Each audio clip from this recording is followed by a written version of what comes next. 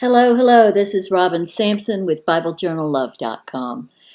Today I'm going to show you some tips and tricks that I use to create my hybrid memory dex cards. Currently, the Bible Journal Love Facebook group is doing the 30-day reading plan from In Touch Ministries by Dr. Charles Stanley. And as we are going through the class, we're using this kit to make memory dex cards. The kit is digital and printable. Some of the people doing the class are printing out the pages and making their memory dex cards with paper, and some of the people are dragging and dropping. I have a video on that, on how to do it digitally, and I'm doing the cards, and several other people are, hybridly, where we make the card digitally, then print it out, and that's what I'm getting ready to show you. After I print it out, how I print it out, and how I put that together.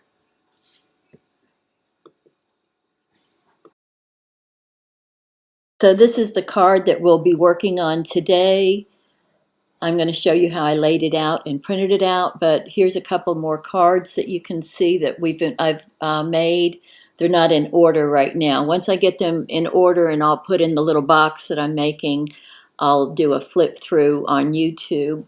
But this will just give you an idea that we have a Bible verse and some notes, and you can see that they're 3D, that they have some, except for this one. This one is not 3D. I glued all this down. I've been Bible journaling digitally for years and years, but I did not know about pop dots. It's because I'm very new to paper. So once I learned about the pop dots, I went kind of crazy. So there was the 14th lesson. And here's the 15th. Now I'm going to make a shaker card out of this one. I thought it'd be real cute to make it a shaker card with a little piece of, there's some tulle that I might use that, or I might use acetate, or, a little clear window. And then put sequins, white sequins, to make it look like broken glass. Here's the window plastic, it's called. And I'll have links to all of those. So this just gives you an idea of the cards, and we'll go now into looking how I created this other one. Oh, and then here's one that I made and put in is a freebie on my blog that you can go and download that and print it out.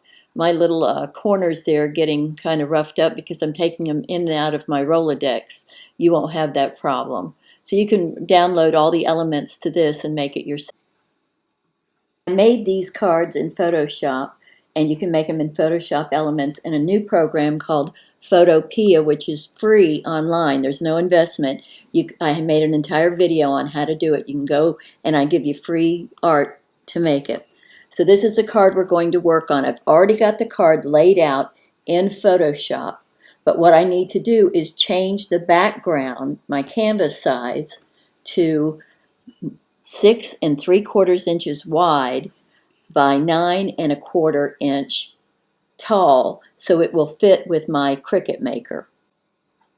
So there's two ways I can do this. I can just drag the card down to the bottom here, and I'll show you why when we get into the Cricut Maker design space. I could leave this card like this, and I could duplicate these elements and pull and drag them. You duplicate by hitting Command J on a Mac, Control J on a PC, or I can just drag and drop them and not duplicate them. And that's what I'm going to do here. I'm just going to drag and drop them,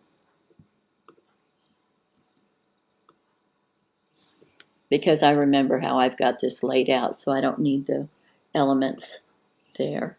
So anyway, this space, I usually put a few more elements in it because I don't want to waste this much white paper, because I'm printing it out on white paper. So I'm going to drag a couple more elements into here from the freebies so I can have that printed out for my next card. So now we're going to go over to the Cricut Maker design space.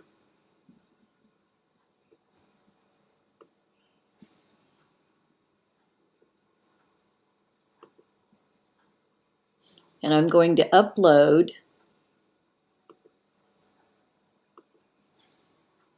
the little PNG file that I saved. And here it is. Now, I don't, usually you have to scroll down to the bottom and use the little corner here to make that smaller. And I just go in here to the height and click on 9 because I know it's going to be less than 9 inches. And that makes it quite a bit smaller. So I drag it up to the top. And here's where I explained to you I like this card to be on the bottom. It's because this card needs to be 4 inches wide. So I count 1, 2, 3, 4, and I make it 4 inches wide. And there we go. So now I double check. This is 3 by 7. That gives me plenty of room to go ahead and make this. So I click Make.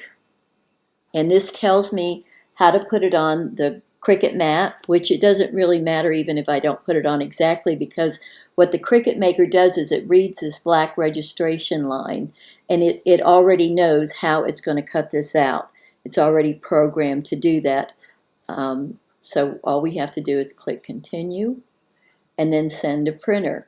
So now I'm going to go ahead and print this and run it through the Cricut Maker. First I'll print it on my printer, and then I'll take it off of the printer and run the mat through my Cricut Maker, and it will cut it. And then I'm going to show you how I put the paper pieces together. So I'll be right back. I separated the card from the white background, and now I'm going to start putting on the little, these are the 3D foam squares by Scrapbook Adhesives. I'll add links in the description below.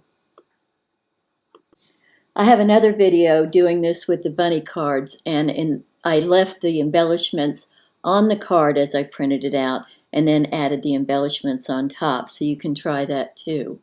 Either way, it still gives it a nice 3D look. Now I'm using very heavy cardstock, and I prefer it. I've used regular cardstock and even doubled regular cardstock, and I don't care for it, but you do have to make sure that your printer can handle it. I usually use 120-pound cardstock. Then next I want to share with you something I've done with my craft room, because I'm using a walker right now, and I was having a hard time getting around my craft room. So I divided it up into a quilting area, a traveler's notebook area, and a memory dex card area. So here's my little card done and ready for the Rolodex. But let me show you what I did for my little dex card area. I got these little bins that I keep next to my desk, and I fill each bin with whatever project I'm working on at the time. They're called Deflecto, and they come in several different sizes, and I got the small ones and the medium ones, and I'll send links below. So here's my new desk area. I just put, some scissors and bone folders and these little bins right there. So I have my adhesives and my washi tape and everything within reach, and then my Cricut Maker, and my printer is underneath the desk. So I print it out, just slide back my chair, and then put it on the, put my printed paper on the mat, run it through the Cricut Maker, and just turn to my right, and then I have everything there that I need to work on the dex card. Then I turn to the right and use this new area to do my recording. Now I just stay in this area. I don't even go over to the other side of my craft room now because I don't need to. So this is the area that you see that when I do my Bible journaling classes, and these are the bins that I use for my Bible journaling classes. I keep all the stickers and the traveler's notebooks and everything in there. So that's just a tip from me to you to how I divide my craft room into different areas, and it makes things a lot smoother. So that's all for now. Stay in God's Word every day, and come visit the Bible Journal Love Facebook group. Bye-bye.